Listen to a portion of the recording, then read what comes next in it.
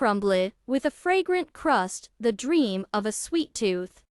Zemelakh cookies with cinnamon are traditional Jewish shortbread pastries. It is prepared very simply, but it turns out just amazing. Delicious and fragrant, such cookies will appeal to both children and adults. How to bake homemade cookies Zemelakh with cinnamon. Prepare the specified ingredients. Wheat flour, egg category CO. You can take ordinary sugar for cookies, or you can grind it fine, but for sprinkling, take a large one. Remove the butter from the refrigerator beforehand, 2 to 3 hours before cooking. If this is not possible, then it can be softened in the microwave, but not melted. Put the softened butter in a deep bowl, add the broken raw egg and sugar. Mix everything in a convenient way, with a fork, whisk, mixer, into a homogeneous or uniform mass. Add milk to the dough, mix evenly again. Pour the required amount of flour with baking powder and salt and knead the dough.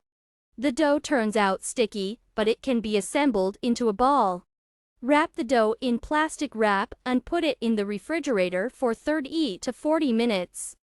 Depending on the quality of the flour, it may need a little more or a little less.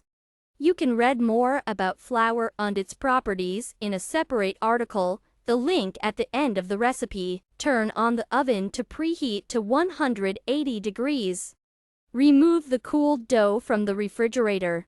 It is already less sticky, but in order to roll it out without any problems at all, you need to lay baking paper, put the dough on it, put another sheet of paper on top and roll it out through it. Roll out the dough into a not very thin layer. Transfer it to a baking tray using a knife or a cooking spatula. Cut the dough into lozenges. Mix the sugar and cinnamon and sprinkle evenly over the entire surface of the dough. It is better to take an average sieve for this, so it will turn out more evenly. To secure the sprinkling, you can walk on top with a rolling pin without pressing very hard. Send the cookies to the preheated oven for 15 to 25 minutes, depending on the ruddiness of the cookies. The exact time depends on your oven. You can learn about the features of the ovens by reading a separate article, the link at the end of the recipe. Remove the finished cookies from the oven and once again, while it is hot, go through the cuts with a knife, separating it completely from each other.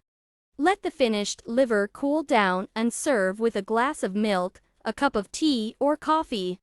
Cookies can be stored for several days in an open container at room temperature.